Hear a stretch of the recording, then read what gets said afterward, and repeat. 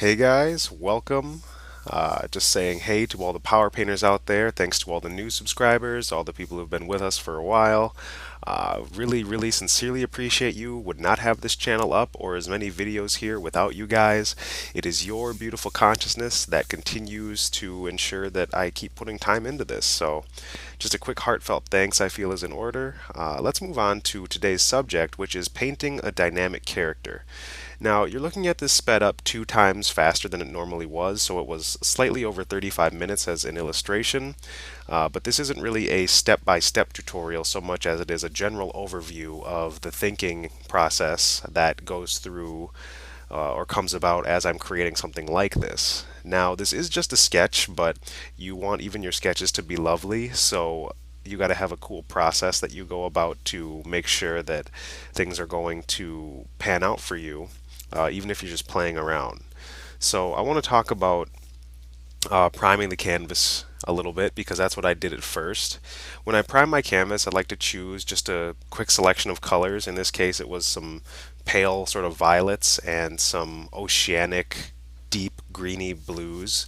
And I like a mixture of colors and edges, but typically sort of flattish values. So if you squint your eyes, there's only a slight light spot, and most of it is still just kind of the same value.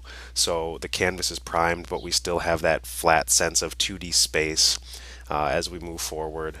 Now what you're seeing me doing is after I have a canvas that has some nice edges, pretty flat values, and some cool sort of colors playing with each other and vibrating off one another. What I'm doing is sketching in a character. In my speed paints, I tend to do a mixture of line and shape. It's all drawing, it all comes down to drawing principles. So whether you're drawing in shapes or values or whether you're drawing in line, the same sort of process still applies. You still have to understand your shape design. You have to have knowledge of how to place those shapes together, what angles they can juxtapose each other at. You need a little bit of anatomical knowledge to know the proportions next to one another, and just fun stuff like that. But really, it comes down to drawing. Drawing is the key element here.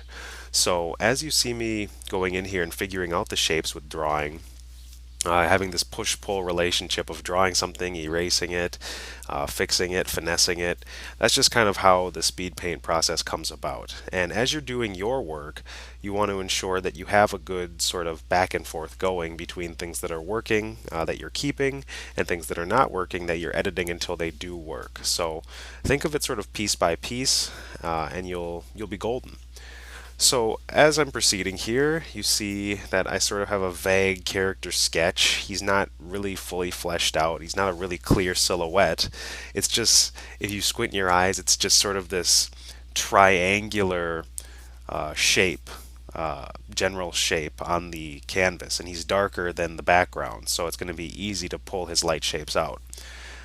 As I'm proceeding here, I'm just adding some light to one side of him because I know that I want those shapes to kind of pull forth that helmet as well as whatever he's sort of striding on. I was imagining sort of a cool wave wall, like sort of a watery, misty wave wall. And since it's a quick painting, it's pretty abstract. But I wanted sort of a misty, wavy wall that he would be sliding through, kind of cruising around. Um, and it would make for a nice dynamic pose. So let's talk a little bit about dynamic poses as you're kind of watching the painting process here. First and foremost, when you think of a dynamic pose, I want you to think of the drawing. The drawing is the key element here. And what I mean by drawing is the overall design of the pose. Drawing is how we get clear about the design, how we get clear about the direction, how we have a distinct idea in mind that we're communicating. So as you get clear about the drawing, which is his shapes and sort of his general outline, silhouette, then you'll be able to start rendering him out. So I started by drawing in these shapes dynamically. I knew that they were going to be angular, juxtaposed against one another, and that they were going to have a feeling of motion and momentum. Now, this is the kind of stuff that is very key to understand as you proceed, because if you don't have an innate feeling of this stuff, you want to cultivate it. Because if you can get the feeling inside of yourself of motion and sort of dynamicness and a lot of action, I guess you could say, then you'll be able to more readily communicate that on the canvas. So if you don't have that feeling when you're drawing something, if you haven't cultivated that innate feeling, and I don't mean an emotion, I mean the feeling of motion, then you'll have a hard time showcasing that to anybody who is going to be seeing your work. So as I was painting this, I made sure that I would put myself in the place of the character. I wanted to feel what it would be like to kind of cruise up a wavy wall and be coming at something, in this case the viewer, in sort of a fast way through what is essentially a liquid. And as you ask yourself those questions, you begin to get a feeling of what that's like, and you kind of get an idea for the pose, and then you start to draw it out. So, what makes a pose dynamic? Well, we have a lot of angular action with the pose. It's not horizontal, it's not vertical. We have a lot of angles, and those angles are playing with each other. Angular things give us a feeling of motion and tiltedness, a bit of canted skew, if you will. So you want to make sure you're working with a lot of angles in your dynamic work. Here I am erasing a little part and repainting it.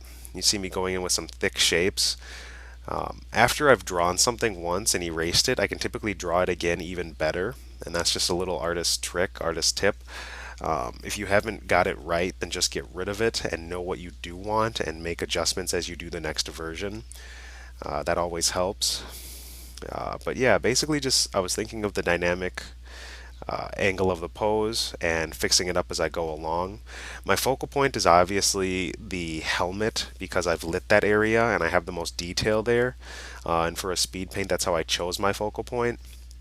And once again, guys, I believe all of this comes down to drawing. Drawing is how you're going to make these decisions. The rest of it is just knowledge of fundamentals and polish. Because once you're able to get the drawing down, then you just bring the image to a finish. Most of your thinking, most of your planning is done in the drawing stage. So don't skip that stage and don't skip out on drawing, even if you want to be more of a painter, because that's what's going to permit you to make sure that everything comes to fruition in a designed way.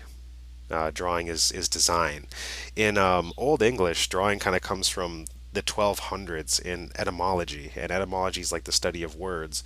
I'm not sure if it was Old French or maybe it was Latin, but it comes from dragan, which is Dragan, which means to draw out, to protract, to drag. And that's what we're doing with our stylus or our pencil. We're taking ideas that are within us and we're drawing them out, we're protracting them, we're dragging them from the invisible to the visible so others can see. And that's such a cool concept if you really think about it. And you probably should, to be honest, because it'll give you a lot of insight into what it means to be an artist and what it means to draw. So as I'm cruising forward here, I know that most of his values are very dark, and I'm thinking about keeping them that way because it gives him a lot of heaviness and weight. So that way, even though he's in motion, I'm keeping the values nice and low key on the lower end of the spectrum, and that gives him heft to his motion. If he was really light, he wouldn't read as well on the background. So that's just another fundamental aspect of it that we can sort of ally ourselves with. All these fundamental things that I'm talking about are very easy to understand and put into practice once you've had some experience with them. I know that when I was just starting out, I was only concerned with making an attractive image, but I never really stopped to ask myself how that comes about. And as I've gotten more experience and gained more understanding, I realized that so much of it is drawing and design and feeling and just simple understanding of the fundamentals that's applied in a way that's conscious, because you can only find so much of a balance between perfect measurements and intuitive reasoning.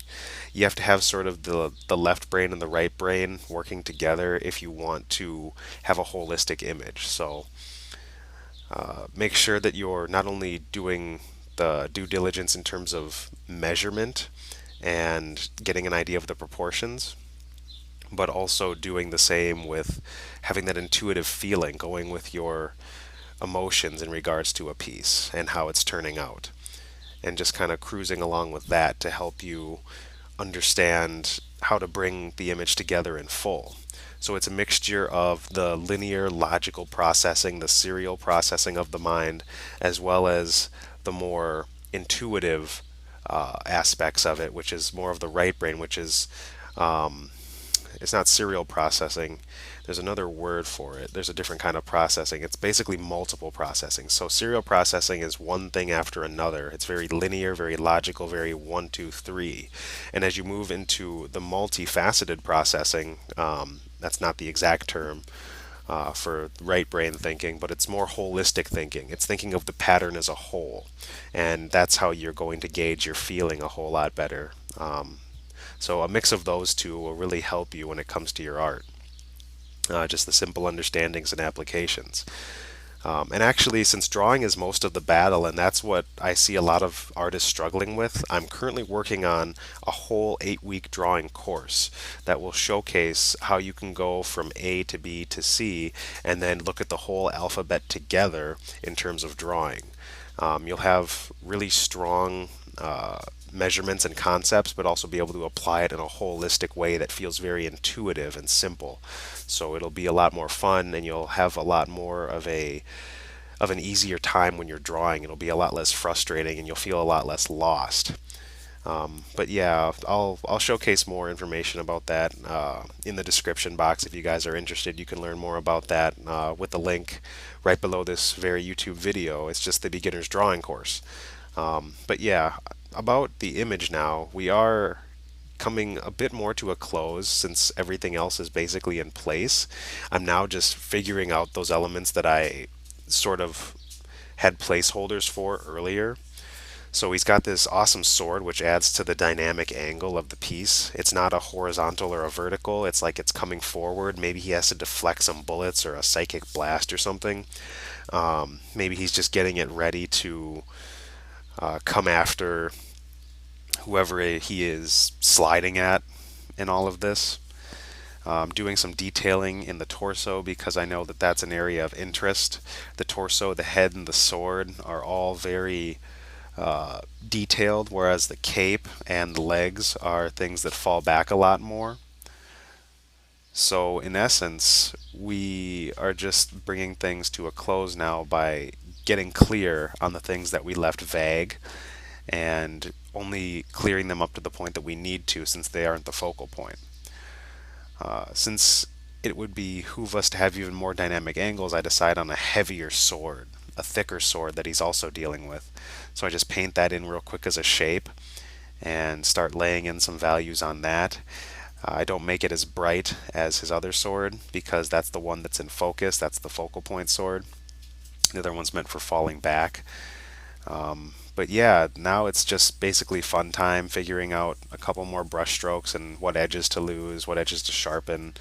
Since all of my drawing was basically done up front, I just go around and fix the little bits and make adjustments here and there. Flip the canvas once in a while to ask myself what I should be working on. Let's talk about you guys some more and your drawing and your abilities though. So as you begin to get into images like this one and the art of picture making, you start to realize that it can be a very confusing process. Like when you look at stuff like this, or if I put myself in the mindset of just starting out or only having a year or two of experience, this kind of stuff seems crazy to me. And it's like, how does anybody make this? It's sort of a magical process. And sometimes people think like, oh, it's just talent. They're just more talented than me. But talent is truly just a pursued interest. You don't need to have talent to understand the musical scales, right? You don't need to have talent to understand drawing and values. You just need to have enough discipline to look at the concepts and to internalize those concepts so that you can practice them and make them your own. And then it seems magical to people who don't understand it because you've put your time in. You got the knowledge you needed to get. And that knowledge will permit you to apply it in ways like drawing or the art of making music or whatever it is you want to do. So if you're looking at this and you are comparing yourself to it, I definitely wouldn't, because comparison and contrast only takes us so far as artists. You can kind of take techniques from other artists, and that's totally what you should do from this, is take the parts you like, but just be careful not to say, oh, I suck because somebody else is so good. That's never helpful. That is just really bad thinking. If you want to put your piece next to a master for comparison of, say, technique on a more objective level, then that's great. Like, looking at it and saying, how do his values differ from mine? How is he or she thinking about the edges, or what did they do to convey this narrative so clearly? That kind of stuff is fine. That kind of stuff's awesome. But as you start to go, oh, they're just so much better than me, or blah blah blah, that's the stuff that becomes less awesome. So just be sure to keep it in perspective as you're moving forward. Realize that as you begin to understand the concepts and really focus in and just apply simple steps one after another, you can get similar results. There is sort of a there's sort of a way of going about it that'll give you better results, as opposed to uh, nebulous or changing results. Like, I used to have a lot of pieces come out really ugly because I had no real way of approaching them. And when something good did come out, I would always freak out about it because it's like, oh, yay, finally a good one, you know? It felt like something that I couldn't control as much. But as I've begun to proceed in the art of image making and painting and drawing, you realize that as long as you stick to some concepts that the masters have basically laid out for us, and make those concepts your own and even evolve them further by thinking about them and testing them and experimenting, then you begin to truly level up really quickly. And all it takes is the understanding and the willingness to look at those concepts. But thanks for watching, guys. You're all awesome power painters. I have mad love for all of you. Feel free to check out the website, powerpainters.org. Look at the description box if you want to check out that course I talked about, and I'll see you in the next video. Take care.